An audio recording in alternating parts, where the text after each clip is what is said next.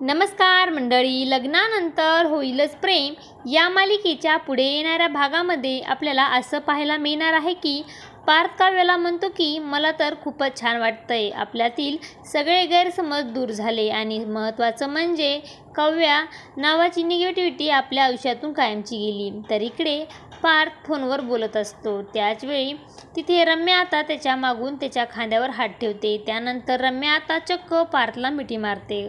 पार्थ तिला दूर लोटत म्हणतो की हा सगळा काय प्रकार आहे रम्या. त्यावर रम्या म्हणते की आता तुझ्या तोंडावरच सांगते पार्थ, मी जर लग्न करेल तर फक्त तुझ्याशी आणि आता पार्थकडे कसलाही ऑप्शन नसतो. रम्याचं बोलणं पार्थ शांतपणे ऐकत असतो.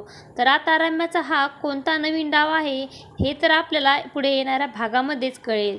दुसरीकडे नंदिनी आणि जीवाचा भलतंच काहीतरी प्लॅनिंग सुरू असतं. लहान मुलांना किडनॅप करणाऱ्या टोळीचा आता ते दोघेही मिळून शोध घेत असतात. जीवा आणि नंदिनीने एक मॅप बनवला आहे.